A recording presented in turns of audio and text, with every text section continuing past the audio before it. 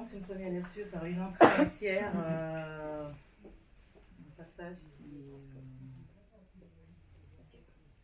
Combien de temps à peu près?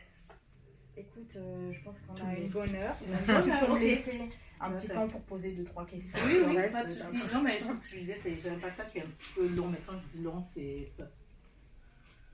une page, une page, Bah, deux pages. très bien. Voilà. À l'échelle de 320 pages quand même, hein. Le livre Oui, est un peu c'est épais, un donc gros c'est pavé, rien. ouais. Ça ira très bien.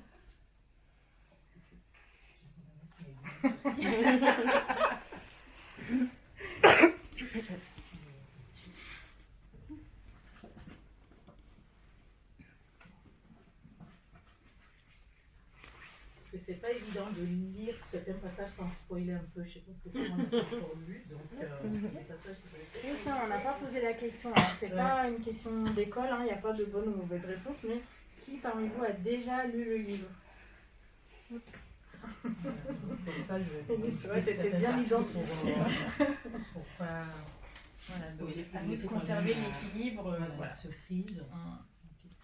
Donc je vais lire un passage que je trouve, c'est mon avis, important parce que ça plonge tout de suite dans le cœur même du livre, du sujet qui est donc le handicap mental, les différences. Donc il parle de différence, parle aussi de l'apparence physique, de l'acceptation, voilà, de l'autre. Donc ça c'est un passage vraiment qui je trouve qu'il illustre assez bien. Voilà. Donc c'est parti.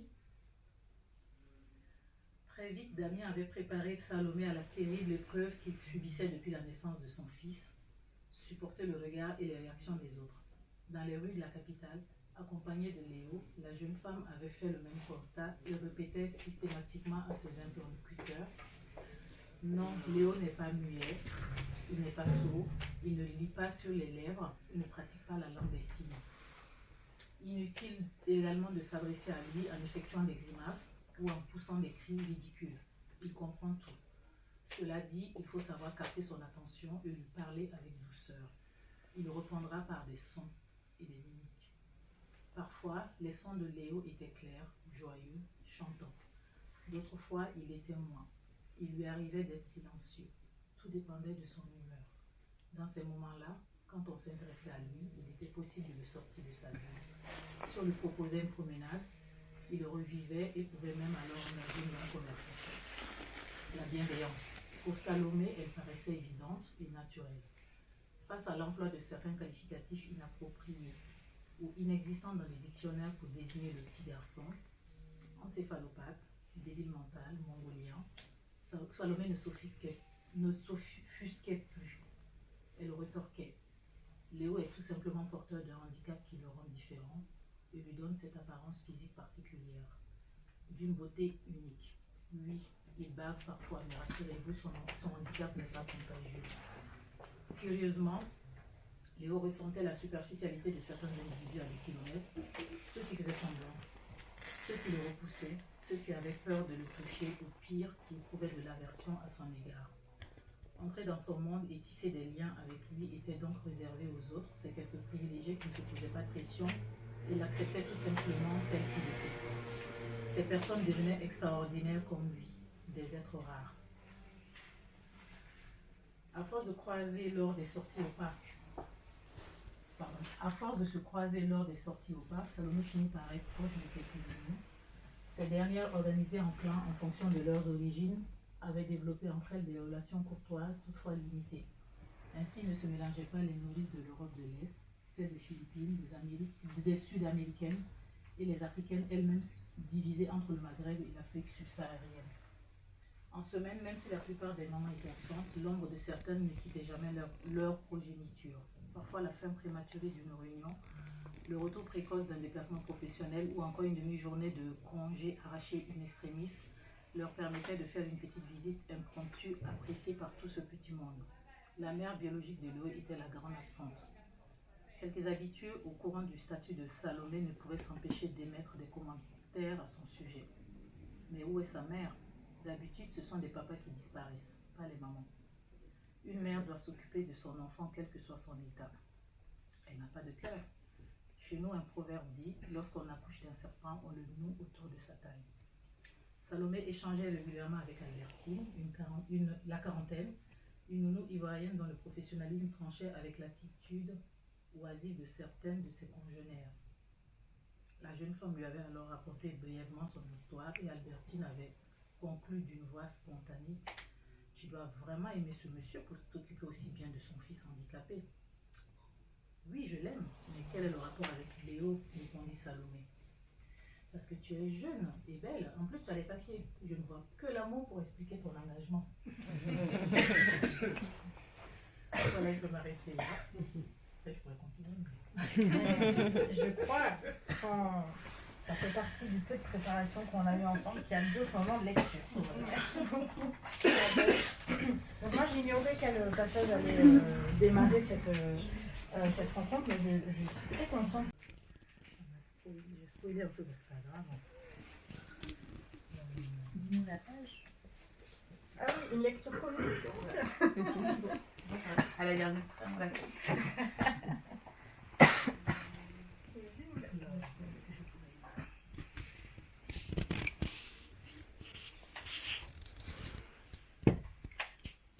J'ai un passage encore engagé. Moi, j'aime bien les passages engagés. Je pourrais vous... Je vais lire un passage encore engagé.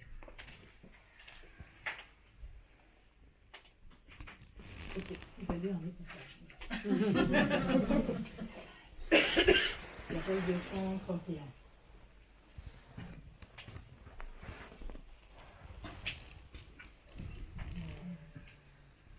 Combien de temps lire? Combien de temps? Parce que c'est un peu long. C'est plutôt Flora qu'il faut poser la question là. Flora. Oui, bon, je vais essayer de pas trop...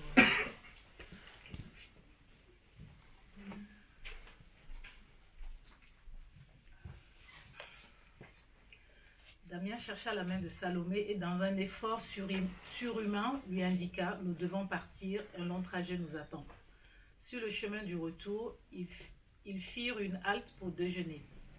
Damien souhaitait lui montrer ce qu'il appelait un chef-d'œuvre que Salomé qualifia de vieux pont rouge. Damien sourit. « Ce n'est pas un pont mais un viaduc, mon amour, celui de Garabit. Et c'est une réalisation de Gustave Eiffel. Il est superbe. En son temps, ce fut une prouesse technique, tout comme le nouveau viaduc de Millau. » Ils avancèrent dans la vallée. Damien se mit à lui conter l'histoire et les aspects du pont ferroviaire. Il était passionné par son métier et pouvait converser pendant des heures autour de l'ossature des monuments, des structures invisibles qu'il nommait les parties que les autres ne voyaient jamais. Il avait narré à Salomé plusieurs récits et anecdotes autour de certains ouvrages et aimait classer les ponts parisiens. Le pont Neuf était son préféré.